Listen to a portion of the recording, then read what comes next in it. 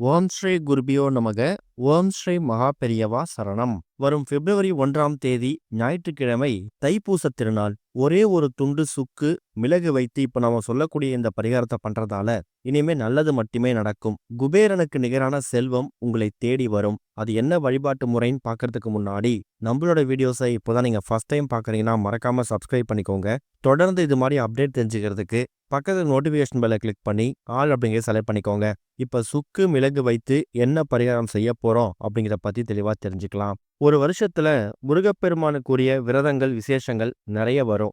அதுல கந்த சஷ்டிக்கு அடுத்து முருக பக்தர்கள் முக்கியத்துவம் கொடுக்கக்கூடிய ஒரு முக்கியமான வழிபாடு தைப்பூசம். ஒரு வருஷமும் தை மாதத்துல வரக்கூடிய பௌர்ணமி திதியும் பூசம் நட்சத்திரமும் சேரக்கூடிய அற்புதமான நாளை தான் நம்ம தைப்பூசமா கணக்குல எடுத்துக்கிறோம். அப்படிப்பட்ட பௌர்ணமியும் பூசமும் சேரக்கூடிய நேரம் அந்த தைப்பூசம் நமக்கு இந்த வருஷம் ஞாயிற்றுக்கிழமையில பிப்ரவரி 1ஆம் தேதி வந்திருக்குது.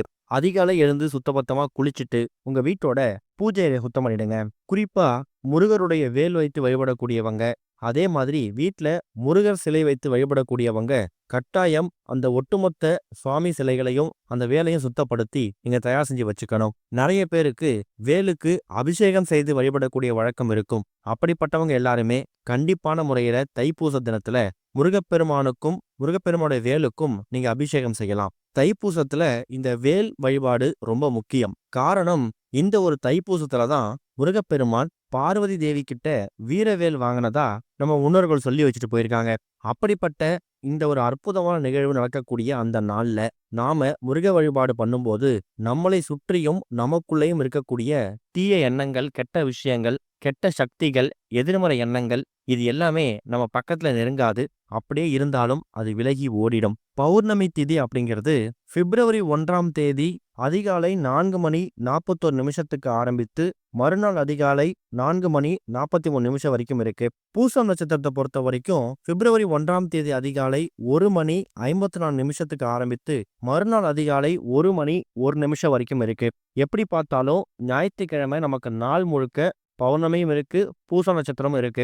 நிறைய பேருக்கு காலை நேரத்துல வழிபடக்கூடிய வழக்கம் இருக்கும். அப்படிப்பட்டவங்க காலையில 7:30 8:30 இந்த 1 மணி நேரத்திலையோ, அதை விட்டீங்கன்னா 10:30 11:30 இந்த 1 மணி நேரத்திலேயே வழிபாடு செய்யலாம். மதியம் 12:30 யமகண்டம் இருக்கு, மாலை 4:06 ராகு காலம் இருக்கு.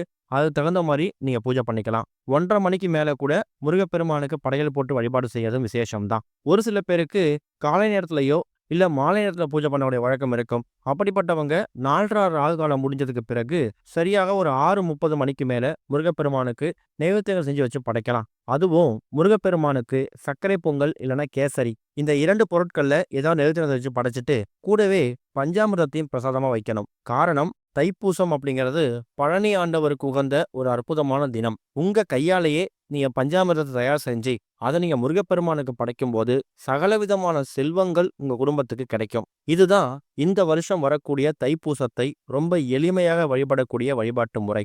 இது போக தைப்பூச தினத்துல நம்ம பண்ணக்கூடிய பரிகாரங்களும் தாந்திரிக முறைகளும் நமக்கு எக்கச்சக்கமான புண்ணிய பலன்களை ஏற்படுத்தி கொடுக்கும். அதுவும் அந்த தைப்பூசத்துக்குரிய தெய்வமாக இருக்கக்கூடிய முருகனுக்குரிய பொருட்களை வைத்து பண்ணும்போது அதோட பலன்கள் இரட்டிப்பா கிடைக்குமாம். இதுக்கு உங்களுக்கு தேவையான பொருட்கள் நம்ம முன்னாடியே சொன்ன மாதிரி ஒரே ஒரு துண்டு சுக்கு, ஒரே ஒரு ஸ்பூன் மிளகு. சுக்கு அப்படிங்கிறது முருகப்பெருமான் வழிபாட்டுல ரொம்ப உகந்த ஒரு பொருள். சுக்குக்கு மிஞ்சின மருந்தும் இல்லை, சுப்பிரமணியனுக்கு மிஞ்சின தெய்வமும் இல்லைன்னு ஒரு வாக்கே இருக்கு.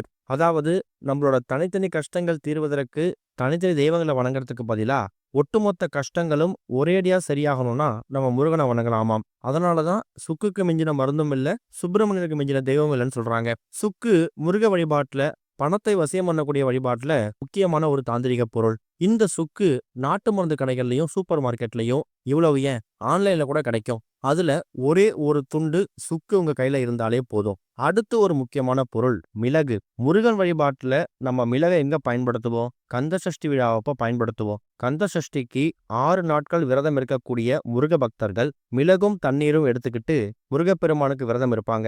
அந்த அளவுக்கு சக்தி வாய்ந்த கடன் பிரச்சனை தீர்க்கக்கூடிய ஒரு முக்கியமான தாந்திரிக பொருள் இந்த ஒரு மிளகு.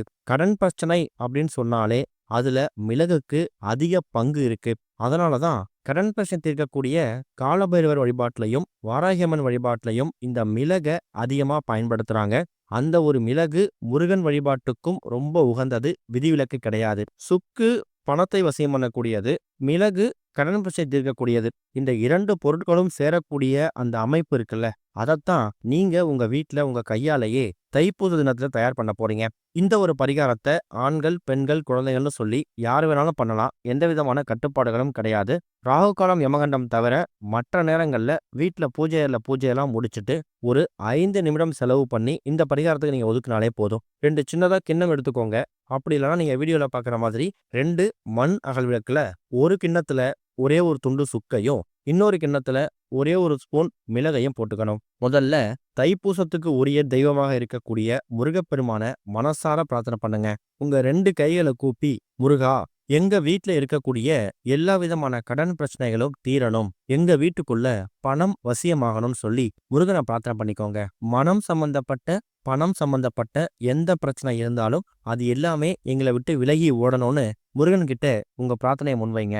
அதே மாதிரி அந்த சுக்கு மிளகும் பூஜை அறையில வச்சிருக்கீங்களே, அத முருகன் பாதத்துக்கிட்ட வச்சுட்டு அந்த சுக்கையும் மிளகையும் பார்த்து பணம் வசியமாகணும், கடன் தீரணும், பணம் வசியமாகணும், கடன் தீரணும்னு ஒரு 6 முறை சொல்லணும். முருகப்பெருமானுக்கு உரிய எண் 6. சரவண பவ அப்படின்னு சொல்லக்கூடிய முருகனை உச்சரிக்கக்கூடிய அந்த மந்திரத்தோட எழுத்துக்களும் 6. 6க்கும் முருகனுக்கும் அப்படிப்பட்ட ஒரு தொடர்பு இருக்கு. அதனால பணம் வசியமாகணும், கடன் தீரணும்னு ஒரு 6 முறை அந்த மிளகையும் அந்த சுக்கையும் பார்த்து உச்சரிச்சுட்டு அதுக்கப்புறம் உங்க பூஜையை முடிச்சு நீங்க அன்றாட வேலை பார்க்கலாம். இரவு தூங்க போறதுக்கு முன்னாடி, இப்ப காலை நேரத்துல இந்த பூஜையை பண்ணிருக்கீங்கன்னா மாலை 6 மணி 7 மணிக்கு மேல இரவு தூங்குற வரைக்கும் அது பூஜையில இருக்கட்டும். ஒருவேளை மாலை நேரத்துல தான் நீங்க இந்த பொருட்களை வச்சு பூஜை பண்ணிருக்கீங்க அப்படிங்கும்போது குறைந்தது ஒரு அரை மணி நேரத்துல இருந்து 1 மணி நேரம் பூஜையில இருக்க மாதிரி பார்த்துக்கோங்க. அதுக்கப்புறமா ஒரு ஜிப்லாக் கவர் எடுத்துக்கோங்க. இல்லைன்னா ஒரு வெள்ளை காகிதம், ஒரு ஒயிட் கலர் பேப்பர் எடுத்து இந்த 2 பொருட்கள், அந்த சுக்கையும் அது கூட அந்த மிளகு வச்சிருக்கீங்களே அதையும் அந்த கவர்ல இல்ல அந்த பேப்பர்ல வச்சு மடிச்சு, அது கூட ஒரே ஒரு ரூபாய் நோட்டு, அது எவ்வளோ ரூபாய் இருந்தாலும் பரவாயில்ல. ஆனா இதுல நீங்க வைக்கக்கூடியதை செலவு பண்ண முடியாது. அதுக்கு தகுந்த மாதிரி உங்க சக்திக்கு ஏற்ப எவ்வளோ வைக்க முடியுமோ வச்சுக்கலாம். குறைந்தது 10 ரூபாய், அதிகபட்சம் நீங்க 500 ரூபாய் வரை வச்சுக்கலாம். சாதாரணமாக இருக்கக்கூடிய அந்த சுக்க முருகப்பெருமான் பாதத்துல வச்சு எடுத்திருக்கீங்க. மிளகு கடன் பிரச்சனை தீர்க்கக்கூடியது. இந்த 2 பொருட்களையும் முருகன் பாதத்துல வச்சு நீங்க கடன் தீரணும், பணம் சேரணும்னு சொல்லி ஒரு அதிர்ஷ்டத்தை அது மேல புகுத்திருக்கீங்க, மெருகேத்திருக்கீங்க. இந்த 2 பொருட்களும் சேரக்கூடிய அந்த இடத்துல ஒரே ஒரு ரூபாய் நோட்டையும் சேர்த்து வைத்து இது அப்படியே உங்க வீட்டோட பீரோ, லாக்கர், கல்லாப்பட்டில பத்திரப்படுத்தி வச்சுக்கணும். தொழில் செய்யும் இடத்தோட வச்சுக்கலாம், அது உங்க விருப்பம் தான். மாதம் மாதம் சம்பளம் வாங்கிட்டு வந்து இங்க வைப்பேன்னு சென்டிமெண்டா ஒரு இடம் இருக்கும்ல, அந்த இடத்த கூட வச்சுக்கலாம். 3 மாதத்துக்கு ஒரு முறை மட்டும் ஏதாவது கிருத்திகை அன்னைக்கோ சஷ்டி அன்னைக்கோ அந்த பொருட்களை பிரித்து பார்த்து பழைய பொருட்கள் வீணா போயிருந்தா, காய்ந்து போயிருந்தா அது தண்ணியில விட்டுட்டு அந்த ரூபாய் நோட்டு கூட மறுபடியும் மிளகும் சுக்கு வைத்து இடத்துல வச்சிடுங்க. அதோட ஆரம்பமா இந்த ஒரு தைப்பூசத்தை இதை பண்ணி பாருங்க. நிச்சயம் பண வரவுல அதிரடி மாற்றம் ஏற்படும். நம்பிக்கையோட பண்ணுங்க, நல்லதே நடக்கும். ஓம் ஸ்ரீ குருபியோ நமக. ஓம் ஸ்ரீ மகா பெரியவா சரணம்.